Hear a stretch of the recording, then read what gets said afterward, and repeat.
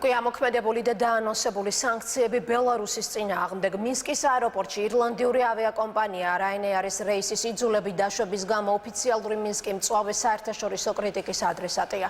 ბალტიისპირეთის ქვეყნების ნაწილი ბელარუსის საჰაერო სივრცეში ფრენებს წყვეტს.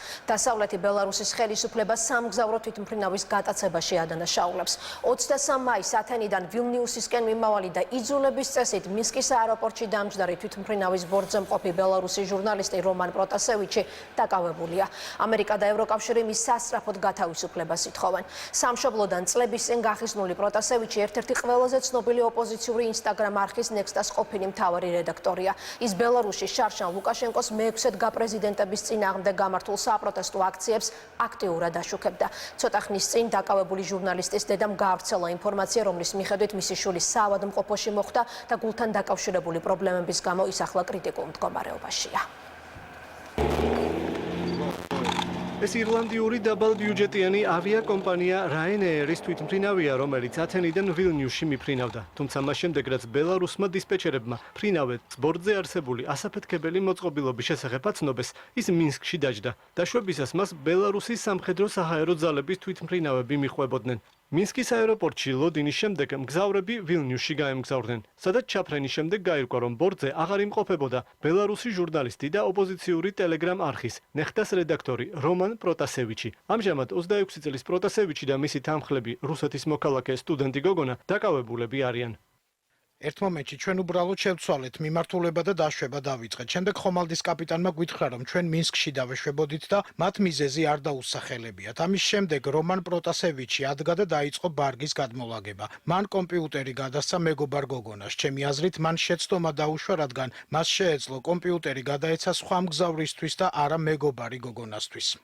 მომხდარი მკაცრად დაგმო ევროკავშირმა, ამერიკის შეერთებულმა შტატებმა და დიდმა ბრიტანეთმა. ევროპელი ლიდერები შექმნილ სიტუაციაზე ბრიუსელში მიმდინარე სამიტზე მსჯელობენ. განხილვის ერთ-ერთი თემა ბელარუსის საჰაერო სივრცეში ფრენების შეზღუდვა და ბელარუსის სახელმწიფო ავიაკომპანიისთვის ევროპის დედაქალაქების აეროპორტებში დაშვების აკრძალვაც არის.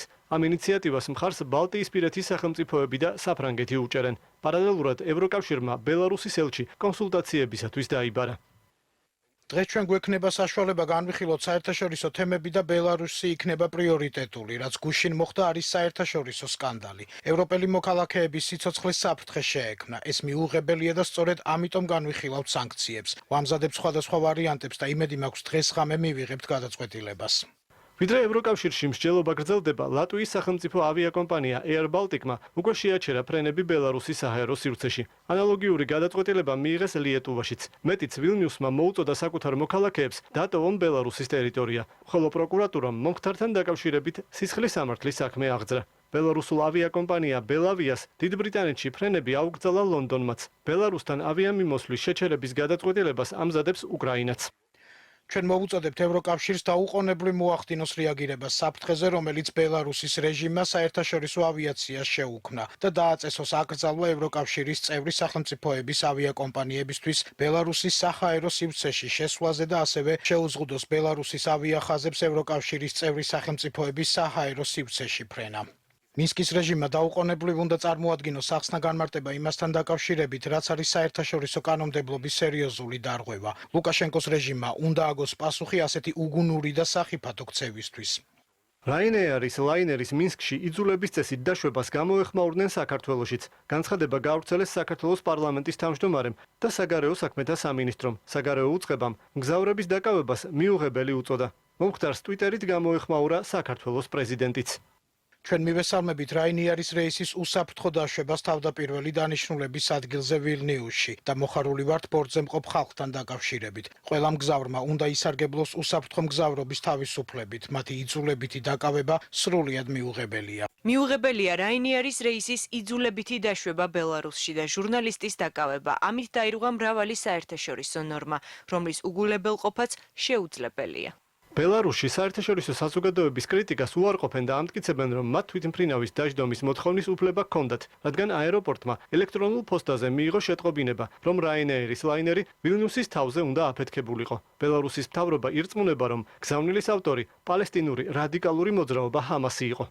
როდესაც მივიღეთ ინფორმაცია, რომ ჩვენ საჰაერო სივრცეში იმყოფებოდა სამოქალაქო თვითმფრინავი, რომელზეც არსებობს აფეთქების საფრთხე, მაშინ ჩვენ განგაში გამოვაცხადეთ. როდესაც სამოქალაქო თვითმფრინავის კაპიტანმა გადაწყვიტა დაშვებულიყო ალტერნატიულ ადგილზე, კერძოდ მინსკში, მაშინ ჩვენ მივიღეთ გადაწყვეტილება და მორიგეობაზე მყოფი MiG-29-ის ეკიპაჟი აფრინდა. მათი მიზანი იყო სიტუაციის მონიტორინგი და საჭიროების შემთხვევაში უსაფრთხო დაშვებაში დახმარება. ბელარუსის ხელისუფლებას მხარს უმაგრებს მოსკოვიც. რუსეთის საგარეო საქმეთა სამინისტროს ოფიციალურმა წარმომადგენელმა მარია ზახაროვამ დღეს დასავლეთს ის შემთხვევაც შეახსენა, როდესაც ამერიკის შეერთებული შტატების მოთხოვნით ბოლივიის პრეზიდენტის თვითმფრინავი ავსტრიაში დასვეს, რადგან არსებობდა ეჭვი, რომ ბორტზე ჯაშუშობაში ბრალდებული ედვარდ სნოუდენი იმყოფებოდა. ბელარუსის საგარეო საქმეთა სამინისტრომ დეტალური განცხადება გააკეთა და ხაზი გაუსვა, რომ ბელარუსის ხელისუფლება მზადაა გამჭვირვალედი მოქმედოს ამ საკითხთან დაკავშირებით და მიხვეს საერთაშორისო წესებს და ასევე დაუშვას საერთაშორისო ექსპერტები თუ საჭიროა.